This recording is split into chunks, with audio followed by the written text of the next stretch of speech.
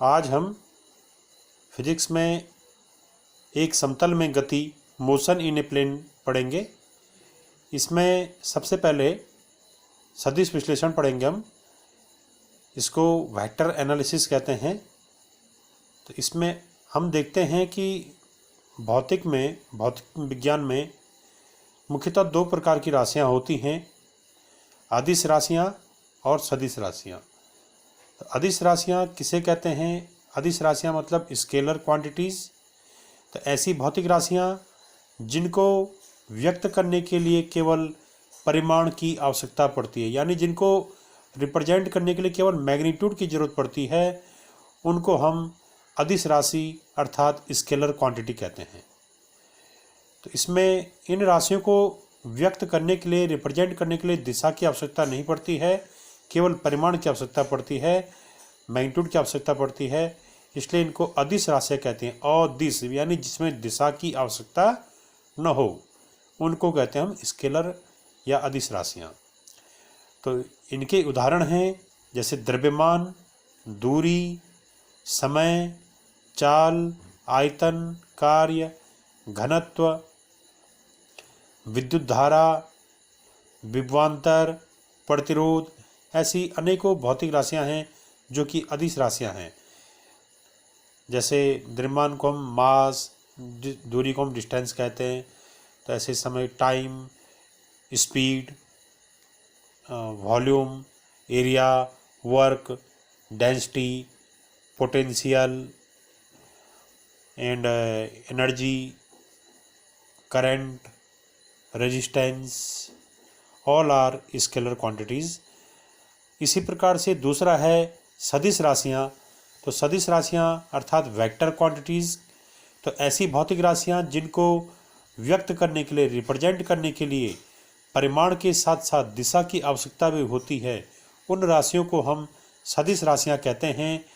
तो अर्थात ऐसी फिजिकल क्वांटिटीज़ जिनको रिप्रेजेंट करने के लिए मैग्नीट्यूड के साथ साथ डायरेक्शंस की ज़रूरत भी पड़ती है, उनको हम वेक्टर क्वांटिटी या सदिश राशियाँ कहते हैं। और इनके उदाहरण हैं जैसे position, displacement, velocity, acceleration, force, momentum, linear momentum, angular momentum, electric field, magnetic field and ये टॉर्क्यू। तो अनेकों ऐसी भौतिक राशियां हैं जिनको हम सदिश राशियाँ कह सकते हैं। जैसे इनको हम हिंदी में, इसके उदाहरण बता रहा हूँ मैं, स्थिति, विस्थापन, वेग, त्वरण, बल, रेखीय संवेग, कोणीय संवेग, वैद्युत क्षेत्र, चुंबकीय क्षेत्र, बल का आवेग, धारा घनत्व, बल आघूर्ण आदि जो भौतिक राशियाँ हैं, ये सब सदिश राशियाँ हैं। यदि कोई भौतिक राशि सदिश है तो उसमें दिशा जरूर होगी, परिमाण भी होगा और दिशा जरूर होगी। परंतु इसका अर्थ ये नहीं है कि अगर किसी भौतिक राशि में दिशा है तो वो सदिश होगी, ये आवश्यक नहीं है। ध्यान रहे कि अगर कोई राशि सदिश राशि है तो उसमें दिशा और परिमाण जरूर होगा, परंतु ये जरूरी नहीं है कि अगर किसी भौतिक राशि में दिशा है, दिशा दिखाई भी है, तो वो भौतिक राशि सदिश राशि होगी, ऐसा आवश्यक नहीं है। जैसे कि विद्युत धारा। तो विद्युत धारा को हम जब परिपथ में देखते हैं तो विद्युत धारा की दिशा भी दिखाई होती है और उसका परिमाण भी दिखाई होता है, परंतु विद्युत धारा सदिश राशि नहीं है, यह अदिश राशि है।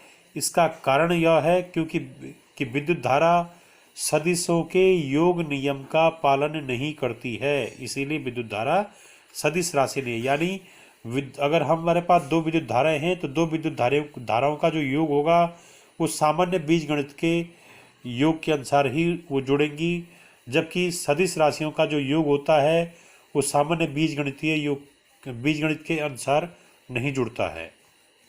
तो क्योंकि विद्युत धारा सदिशों के योग नियम का पालन नहीं करती है, इसीलिए विद्युत धारा क्या है? ये सदिश राशि नहीं है, ये अदिश राशि है। ठीक है ना? इसमें इसी प्रकार से कुछ भौतिक राशियां ऐसी भी हैं जिनको न तो सदिश राशियों की श्रेणी में रखा गया है, न अदिश राशियों की श्रेणी में रखा गया है। तो ऐसी जो राशियां होती हैं उनको हम प्रदिश राशियां या टेंसर क्वांटिटीज कहते हैं, टेंसर क्वांटिटीज। तो ऐसी राशियों को हम प्रदिश राशियां या टेंसर क्वांटिटी कहते हैं। ऐसी राशियों का जो परिमाण होता है वो दिशा के साथ साथ लगातार प्रत्येक दिशा में बदलता रहता है। ठीक है, तो ऐसी राशियों का परिमाण प्रत्येक दिशा में चेंज होता रहता है और इन राशियों को हम कहते हैं प्रदिश राशियां या टेंसर क्वांटिटी। ये न तो सदिश है न तो अदिश है। इनके उदाहरण हैं जैसे जड़त्वागुण। तो जड़त्वागुण क्या है? प्रदिश राशि यानी टेंसर है। प्रतिबल, चुंबकशीलता, ये जो हैं प्रदिश राशियां हैं। अब सदिश का ग्राफीय निरूपण। तो किसी सदिश को हम किस प्रकार से प्रकट करते हैं?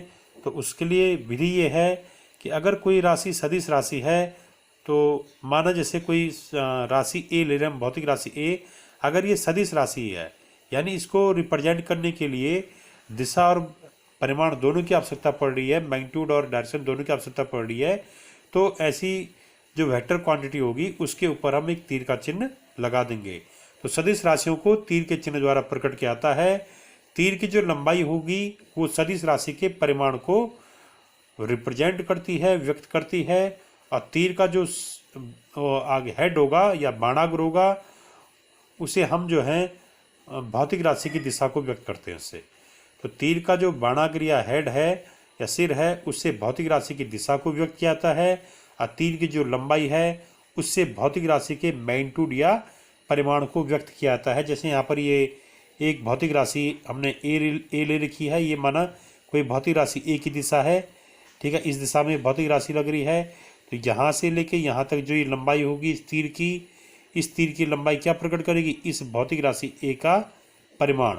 और जो यहाँ पर ये इसका हेड है, जहाँ पर ये बाणाग्र लगा है इसका हेड, तो ये यहाँ पर ये दिखा रहा है कि इस भौतिक राशि की दिशा इधर की ओर है। ठीक है, अगर ये बाणाग्र यहाँ पर होता तो तब ये इधर की ओर होती दिशा। तो तीर की लंबाई भौतिक राशि के परिमाण यानी मैग्नीट्यूड को प्रकट करती है और तीर का जो सिर है यानी बाणाग्र है ये भौतिक राशि की दिशा को प्रेजेंट करता है। और जो भी राशि सदिश राशि, जैसे यहाँ पर हमने मान लिया कि माना राशि सदिश राशि क्या है? ए है। तो इस राशि जो सदिश राशि ए है इसको सदिश के रूप में व्यक्त करने के लिए इसके ऊपर हम क्या लगा देते हैं? एक तीर का चिन्ह लगा देते हैं सर। ये तो हम इसे पढ़ेंगे अब वेक्टर ए या सदिश ए। वेक्टर ए या सदिश ए, वेक्टर इसका इंग्लिश नेम हो गया।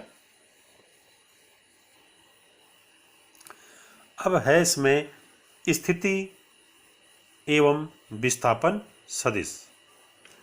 तो सबसे पहले एक चीज बता दें इसमें कि सदिश में दिशा की आवश्यकता क्यों पड़ती है। जैसे एक उदाहरण के रूप में माना आपका कोई दोस्त आपको मिलने आ रहा है, वो बस स्टेशन पे आ गया है और आपको पूछता है कि आपका घर बस स्टेशन से कितनी दूरी पर है। तो आप कहते हैं कि बस स्टेशन से 1 किलोमीटर की दूरी पे मेरा घर है। तो बस स्टेशन से जो 1 किलोमीटर की दूरी आप घर की बता रहे हैं वो सिर्फ घर से स्टेशन की दूरी को प्रकट कर रहा है, अर्थात वो अदिश राशि हो गई। उससे ये पता नहीं चलेगा कि बस स्टेशन से आपका घर किस दिशा में 1 किलोमीटर की दूरी पर है। अगर हम यहाँ पर ये कह दें कि आपका घर बस स्टेशन से उत्तर दिशा में 1 किलोमीटर की दूरी पर है, तो तब आपके दोस्त को कोई परेशानी नहीं होगी। वो बस स्टेशन से उत्तर दिशा में 1 किलोमीटर की दूरी चलने पर आपके घर पर पहुँच जाएगा। तो वहाँ पर जो उत्तर दिशा में 1 किलोमीटर की जो दूरी आई उसको हम इस टाइम विस्थापन कहेंगे। और 1 किलोमीटर की दूरी उत्तर दिशा में 1 किलोमीटर की दूरी पर आपका घर क्या है इस टाइम स्थित है, तो वो आपके घर की स्थिति को बता रहा है। उत्तर दिशा में बस स्टेशन से उत्तर दिशा में 1 किलोमीटर की जो चली गई दूरी है वो आपके घर की स्थिति को प्रकट कर रहा है। उस समय ये जो स्थिति आ गया, ये स्थिति क्या है उस समय? सदिश राशि है। तो अर्थात सदिश राशियों को रिप्रेजेंट करने के लिए परिमाण के साथ साथ दिशा आवश्यक है। इसमें केवल परिमाण से ये पता नहीं चल पाता कि ये राशि सदिश है या अदिश है। अब यहाँ पर स्थिति और विस्थापन सदिश देखिए। स्थिति का मतलब पोजीशन वेक्टर और विस्थापन को कहेंगे हम डिस्प्लेसमेंट वेक्टर। तो स्थित सदिश क्या है? जैसे माने यहाँ पर एक कण P है, ये XY तल में हमने एक कण ये कोई गति कर रहा है, तो माना किसी समय t1 पर ये कण यहाँ पर P बिंदु पर है, ये समय t1 पे था यहाँ पे P1 बिंदु पे, और मूल बिंदु O के सापेक्ष ये R1 दूरी पे था ये P बिंदु, और थोड़ी देर बाद ये t2 समय पर ये कण पहुंच गया हमारा Q बिंदु पे। Q बिंदु पे इसकी मूल बिंदु के सापेक्ष इसकी दूरी है R2। तो बिंदु P की O के सापेक्ष स्थिति को बतलाने वाला जो वेक्टर होगा वो कहलाएगा P का स्थिति सदिश। तो स्थिति सदिश का मतलब किसी बिंदु की किसी निश्चित बिंदु के सापेक्ष, जैसे यहाँ पर निश्चित बिंदु क्या है O, जहाँ से हम दूरी नाप रहे हैं, तो किसी बिंदु की किसी निश्चित बिंदु के सापेक्ष स्थिति को बतलाने वाला जो वेक्टर होता है वो वेक्टर स्थिति सदिश कहलाता है।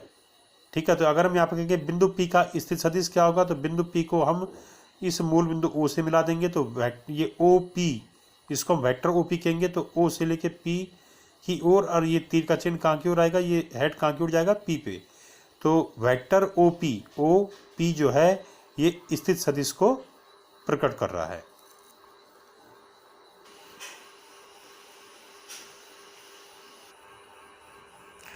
अब यहाँ पर जो बिंदु P है, इस बिंदु P का O के सापेक्ष स्थिति सदिश क्या हो गया, वेक्टर OP।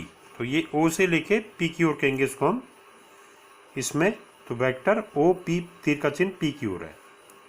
और यहाँ पर हमने जैसे इसको R लिखा है, यहाँ पे ये R1 लिखा है, तो ये R1 के ऊपर हमने तीर का चिन्ह बना दिया, अर्थात ये वेक्टर R1 क्या प्रकट कर रहा है, ये P का O के सापेक्ष स्थिति सदिश अर्थात पोजीशन वेक्टर को प्रकट कर रहा है। तो किसी बिंदु की किसी निश्चित बिंदु के सापेक्ष स्थिति को या पोजीशन को बतलाने वाला जो वेक्टर है, ये वेक्टर इस बिंदु का पोजीशन वेक्टर या स्थिति सदिश कहलाता है। तो P का स्थिति सदिश क्या हो गया, वेक्टर OP या सदिश OP, और इसको हम वेक्टर R1 भी कह सकते हैं। यहाँ पर R1 क्या है, P की O से दूरी, तो इसको हम अगर वेक्टर रूप में लिखेंगे तो वेक्टर इस R1 के ऊपर तीर का चिन्ह लगा देंगे। तो वेक्टर R1 कह दीजिए या वेक्टर OP कह दीजिए, ये P का O के सापेक्ष स्थिति सदिश है। स्थिति सदिश में हमको ये बतलाना पड़ेगा, अगर हम कह रहे हैं P का स्थिति सदिश, तो हमें ये बताना पड़ेगा कि P का किस बिंदु के सापेक्ष स्थिति सदिश देखा जा रहा है। फिर देखिए इसमें t2 समय पर इस Q का स्थिति सदिश क्या हो जाएगा, तो t2 समय पर इस Q बिंदु का स्थिति सदिश हो जाएगा O के सापेक्ष वेक्टर OQ, वेक्टर OQ, ये Q का O के सापेक्ष स्थिति सदिश है। और इसको हम वेक्टर R2 भी कह सकते हैं, क्योंकि ये R2 क्या है, Q की O से दूरी है। तो Q का O के सापेक्ष सदिश क्या हो गया, पोजीशन वेक्टर हो गया वेक्टर OQ या वेक्टर R2। अब है इसमें विस्थापन सदिश। तो विस्थापन सदिश क्या है, हम देख रहे हैं इसमें t1 समय पे कण P पे था, t2 समय पे कण कहाँ पर पहुँच गया, Q पे पहुँच गया। तो किसी बिंदु की या किसी वस्तु की, जैसे वस्तु पहले P पे थी तब वस्तु Q पे चली गई, तो किसी वस्तु की अंतिम स्थिति और प्रारंभिक स्थिति के बीच की जो न्यूनतम दूरी होती है उसको हम क्या कहते हैं, विस्थापन कहते हैं। तो इस किसी वस्तु की अंतिम स्थिति और प्रारंभिक स्थिति के बीच की दूरी को दिशा सहित रिप्रेजेंट करने वाला जो वेक्टर होता है उसको हम विस्थापन सदिश कहते हैं। जैसे यहाँ पर Q अंतिम स्थिति है, P प्रारंभिक स्थिति है, तो Q और P को जोड़ दिया हमने ये रेखा से, तो ये वेक्टर PQ, P से Q की ओर, तो वेक्टर PQ कहलाएगा कि P और Q के बीच का विस्थापन सदिश। इसमें P से Q को हमने क्या कर दिया, रेखा से मिला दिया, तो वेक्टर PQ कहेंगे। तो जो Q बाद में आ रहा है तो तीर का चिन्ह किसकी ओर लगेगा, Q की ओर लगेगा, ऐसे ही ये Q की ओर। अगर हम वेक्टर QP कहते तो तब P बाद में आ रहा है तो P की ओर लगेगा तीर का चिन्ह। तो वेक्टर PQ मतलब कि अंतिम बिंदु क्या, अंतिम स्थिति क्या है Q, हर प्रारंभिक स्थिति क्या है, कण की P है। तो इन दोनों स्थितियों के बीच की जो न्यूनतम दूरी होगी, इस दूरी को दिशा सहित प्रकट करने वाला वेक्टर हमारा डिस्प्लेसमेंट वेक्टर या विस्थापन सदिश कहलाएगा। तो यहाँ पर वेक्टर OP क्या हो गया, वेक्टर OP हो गया P का O के सापेक्ष पोजीशन वेक्टर या स्थिति सदिश। वेक्टर OQ क्या हो गया, Q का O के सापेक्ष स्थिति सदिश। और इसी प्रकार वेक्टर पी क्यू क्या हो गया, ये हो गया ये विस्थापन सदिश, ये इस टाइम डिस्प्लेसमेंट वेक्टर है। अब इसमें तो दो बिंदुओं के मध्य विस्थापन सदिश का परिमाण पथ की लंबाई से कम या उसके बराबर होता है। जैसे दो बिंदु हैं, हमने इनके बीच यहाँ पर पोजीशन वेक्टर दिखाया, पोजीशन वेक्टर पी क्यू।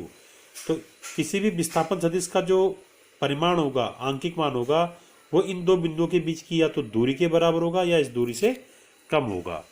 तो दो बिंदुओं के बीच का जो विस्थापन होता है वो विस्थापन उन दो बिंदुओं के बीच की दूरी के बराबर या उससे कम होता है। इसी प्रकार से अब यहाँ पर अगला टॉपिक है इसमें कि सदिशों का वर्गीकरण, कि सदिश क्लासिफिकेशन ऑफ वेक्टर्स। तो सदिशों का वर्गीकरण, तो सदिशों को मुख्यतः दो भागों में बांटा गया है। एक है अक्षीय सदिश और एक है इसमें ये अक्षीय सदिश, इसको इंग्लिश में एक्सियल वेक्टर कहते हैं। और दूसरा है ध्रुवीय सदिश, इसको इंग्लिश में कहते हैं पोलर वेक्टर। तो अक्षीय सदिश किसे कहते हैं, तो वे सदिश जिनकी दिशा घूर्णन अक्ष की दिशा में होती है वो अक्षीय सदिश कहलाते हैं। ऐसे सदिश जिनकी दिशा घूर्णन अक्ष की दिशा में होती है वो जो हैं अक्षीय सदिश कहलाते हैं।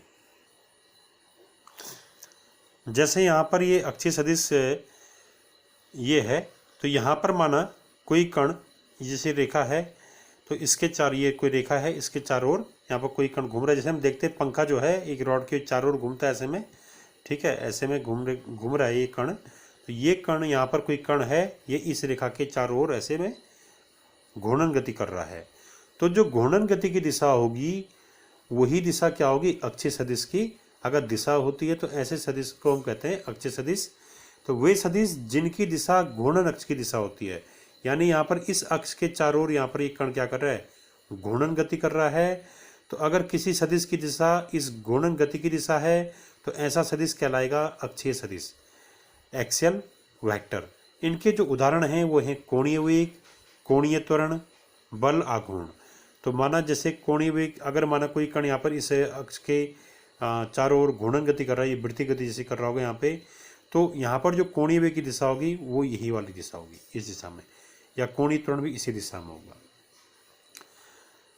इसी प्रकार से जो दूसरा वेक्टर है यहाँ पे, वेक्टरों का जो क्लासिफिकेशन है वो है ध्रुवीय सदिश, पोलर वेक्टर। तो ध्रुवीय सदिश किसे कहते हैं, वे सदिश जिनकी दिशा कण की गति की दिशा के अनुदिश होती है।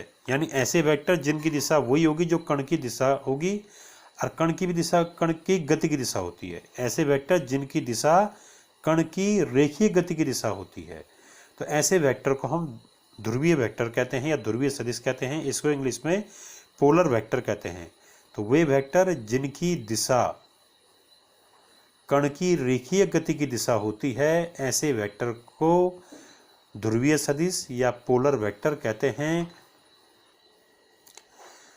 तो ध्रुवीय सदिश क्या होंगे, इनकी दिशा वो होगी जो कण की रेखीय गति की दिशा होगी। यानी ध्रुवीय सदिश का संबंध जो है रेखीय गति से है, जबकि अक्षीय सदिश का संबंध घूर्णन गति से है। तो ध्रुवीय जो सदिश होते हैं पोलर वेक्टर, इनके उदाहरण हैं जैसे वेग हो गया, विस्थापन हो गया, त्वरण हो गया। ये सभी सदिश क्या हैं, ये ध्रुवीय सदिश हैं, क्योंकि ये विस्थापन, वेग, त्वरण इन सब का संबंध कण की रेखीय गति से है, इसलिए ध्रुवीय सदिश है। इसी प्रकार से जैसे कोणीय वेग, कोणीय त्वरण या बल आघूर्ण, इनका संबंध जो है घूर्णन गति से है, तो इसलिए ये क्या है, अक्षीय सदिश हैं। अब देखिए सदिशों के प्रकार। तो सदिश कई प्रकार के हैं, काइंड्स ऑफ वेक्टर। अभी हमने पहले पढ़ा था क्लासिफिकेशन ऑफ वेक्टर, सदिशों का वर्गीकरण। तो वर्गीकरण में थे दो प्रकार का वर्गीकरण हुआ था, अक्षीय सदिश और ध्रुवीय सदिश। अब हम पढ़ रहे हैं सदिशों के प्रकार। तो सदिश कितने प्रकार के होते हैं, तो देखिए जैसे एक पहला सदिश है समान वेक्टर, इक्वल वेक्टर्स। तो ऐसे सदिश जिनके परिमाण बराबर होते हैं, जिनकी दिशाएं भी एक जैसी होती हैं, उन्हें हम समान वेक्टर कहते हैं। जैसे यहाँ पर ये दो वेक्टर ए और बी हैं, इन दोनों के परिमाण यानी इनकी लंबाई भी बराबर होगी और इनके तीर के चिन्ह भी एक ही दिशा में, और ये दोनों समांतर होंगे। और एक ही दिशा में होंगे। तो ऐसे वेक्टर समान वेक्टर कहलाते हैं, जिनके परिमाण बराबर होते हैं, यानी जिनकी लंबाई बराबर होगी और जिनकी दिशाएं भी एक जैसी होती हैं, उन्हें हम समान वेक्टर कहते हैं। तो सदिश ए और सदिश बी समान सदिश हैं। यहाँ पे इसको हम ऐसा लिख सकते हैं कि vector A equal to vector B.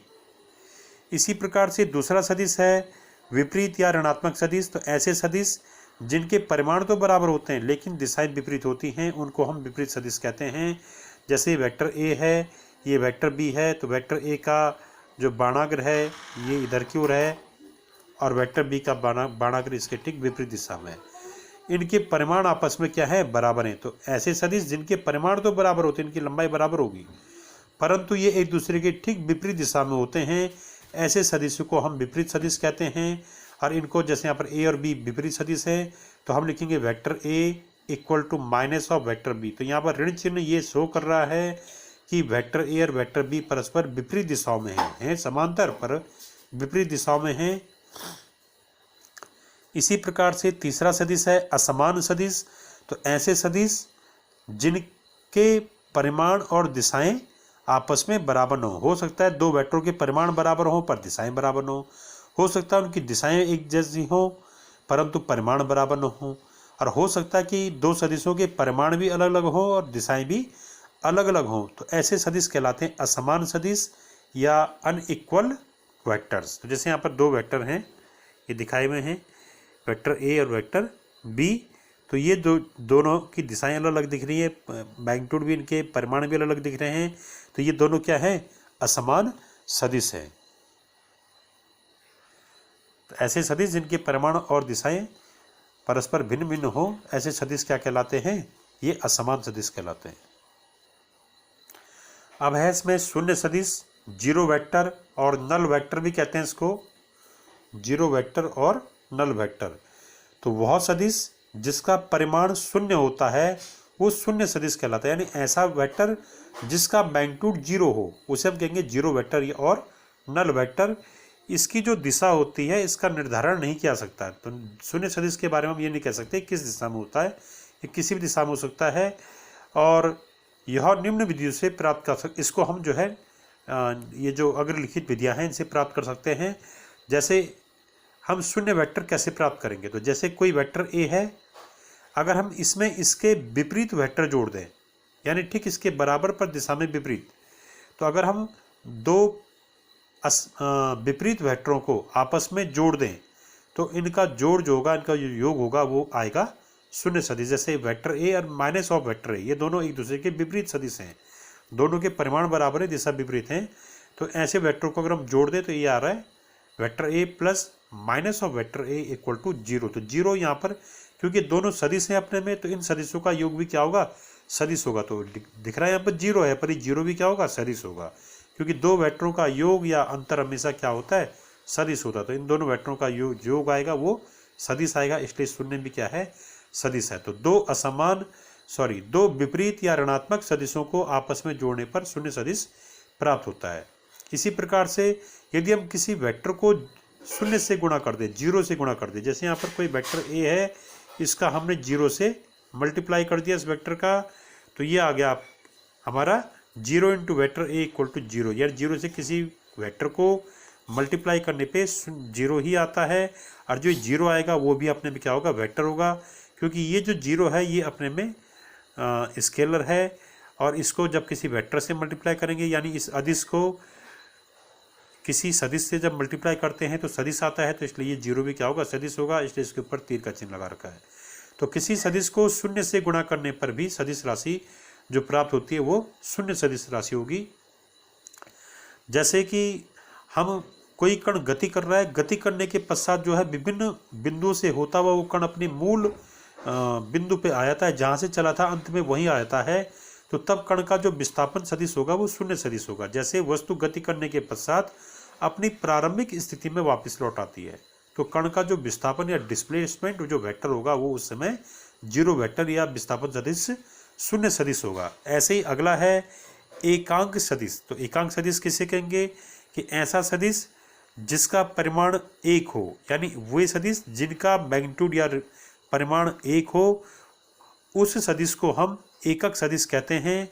और इसकी भी एक विशेष दिशा होती है। जैसे कोई वेक्टर ए है तो इस वेक्टर ए का एकक सदिश कैसे निकालेंगे।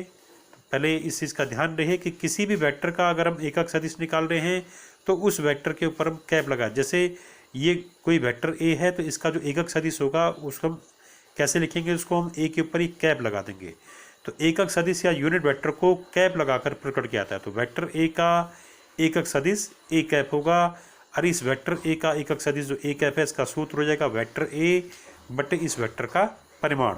यानी किसी सदिश ए का एकक सदिश ए कैप बराबर हो जाएगा वेक्टर ए बटे इस वेक्टर का परिमाण। जैसे यहाँ पर ये वेक्टर ए इस दिशा में यहाँ से यहाँ तक वेक्टर ए है, ये तीर का चिन्ह यहाँ से यहाँ तक वेक्टर ए है, तो इसी दिशा में क्या होगा, इस वेक्टर ए का एकक सदिश होगा। तो इस दिशा में जैसे यहाँ से यहाँ तक मैंने क्या लगा दिया, ये वेक्टर ए लगा दिया। जैसे माना यहाँ से यहाँ तक ये लंबाई थी 6 सेंटीमीटर, तो 6 सेंटीमीटर यहाँ से यहाँ तक 1 सेंटीमीटर, यहाँ से यहाँ तक 2, यहाँ से यहाँ तक 3, यहाँ से यहाँ तक 4, यहाँ से यहाँ तक 5, यहाँ से यहाँ तक 6, तो 6 सेंटीमीटर का है ये वेक्टर ए। तो इसमें जो प्रथम 1 सेंटीमीटर होगा, यहाँ पर अगर हम तीर का चिन्ह लगाते हैं तो ये प्रथम 1 सेंटीमीटर ही दर्शाएगा इस वेक्टर ए का एकक सदिश। इसको हम यहाँ से यहाँ तक दिखाएंगे ए कैप। तो ए कैप क्या है, इस वेक्टर ए का एकक सदिश है। तो वेक्टर ए का यूनिट वेक्टर यानी ए कैप से प्रकट किया जाएगा। इसका फॉर्मूला होगा ए कैप बराबर वेक्टर ए बटे इस वेक्टर का परिमाण। अब कुछ एकक सदिश ऐसे भी हैं जो एक्स अक्ष, वाई अक्ष और जेड अक्ष जो कि लंबवत अक्ष हैं। तो इन लंबवत अक्षों की दिशाओं में भी कुछ एकक सदिश होते हैं, क्योंकि प्रत्येक दिशा में एकक सदिश अवश्य होता है। प्रत्येक वेक्टर का एकक सदिश अवश्य होता है। तो प्रत्येक वेक्टर माने कोई ना कोई वेक्टर किसी न किसी दिशा में होगा, तो उस दिशा में उसका यूनिट वेक्टर भी जरूर होगा।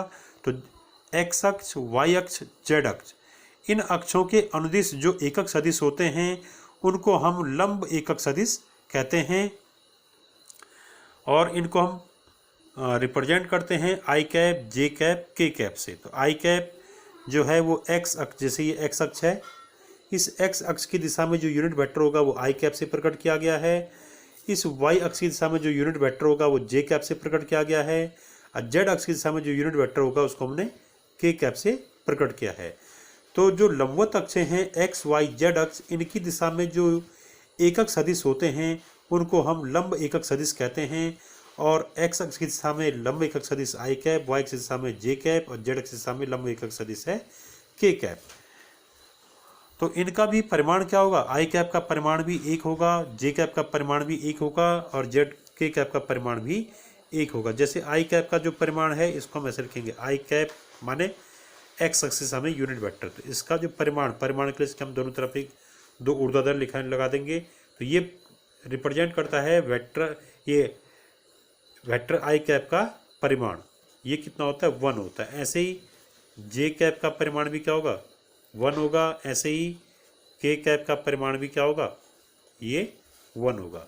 तो जो भी यूनिट वेक्टर होते हैं उनका परिमाण 1 होता है। यूनिट माने 1, तो ऐसा एकक सदिश वे सदिश होंगे जिनका परिमाण 1 होता है। और समतलीय वेक्टर, अगला है समतलीय वेक्टर। तो ऐसे वेक्टर जो एक ही तल में स्थित होते हैं उनको हम समतलीय वेक्टर कहते हैं। जैसे इस कागज़ में अगर हम वेक्टर खींच दें कहीं तो ये सभी वेक्टर क्या होंगे, क्योंकि वेक्टर इस कागज़ के तल में है तो इस टाइम ये वेक्टर क्या कहलाएंगे, समतलीय वेक्टर कहलाएंगे। समरेख वेक्टर, समरेख सदिश या समरेख वेक्टर या कोलिनियर वेक्टर कहते हैं। तो ऐसे वेक्टर जो समांतर होते हैं एक दूसरे के, तो किसी एक रेखा के समांतर खींचे गए सभी वेक्टर समरेख वेक्टर कहलाते हैं। जैसे यहाँ पर ये 4 वेक्टर हैं ए, बी, सी, डी, ये चारों एक दूसरे के समांतर हैं। भले एक ही दिशा में नहीं है, एक दूसरे के विपरीत भी हो सकते हैं और एक ही दिशा में हो सकते हैं, पर हैं समांतर। तो ये सभी समांतर जो वेक्टर हैं ए, बी, सी, डी, ये क्या हैं, ये कहलाएंगे समरेख वेक्टर। इसी प्रकार से समप्रारंभिक वेक्टर भी हैं। तो ऐसे वेक्टर जो एक ही बिंदु से प्रारंभ होते हैं वो कहलाते हैं समप्रारंभिक वेक्टर। जैसे वेक्टर यहाँ पर ए, बी, सी, डी है, तो ए, बी, सी, डी ये बिंदु ओ से ही प्रारंभ हो रहे हैं सब। तो ये यहाँ पर vector A, vector B, vector C क्या है, समप्रारंभिक वेक्टर कहलाएंगे। को इनिशियल वेक्टर कहते हैं इनको। और सम गंतव्य वेक्टर मतलब ऐसे वेक्टर जो एक ही बिंदु की ओर जाते हैं या समाप्त होते हैं। जैसे यहाँ पर बिंदु ओ की ओर vector A, vector B, vector C, vector D बिंदु ओ की ओर समाप्त हो रहे हैं, तो इसलिए इनको हम क्या कहेंगे, समगंतव्य वेक्टर या कोटर्मिनियस वेक्टर, इनको समांतक वेक्टर भी कहते हैं। तो यहाँ पर vector A, vector B, vector C, vector D बिंदु ओ की ओर समाप्त हो रहे हैं, ये बिंदु ओ की ओर जा रहे हैं, इसलिए vector A B C D से सभी वेक्टर क्या हैं, ये समगंतव्य वेक्टर कहलाएंगे। इसके बाद जो अगला है सदिशों का द्विविमीय वियोजन, तो इसको हम अगले टॉपिक में पढ़ाएंगे, अगले वीडियो में। Thank you.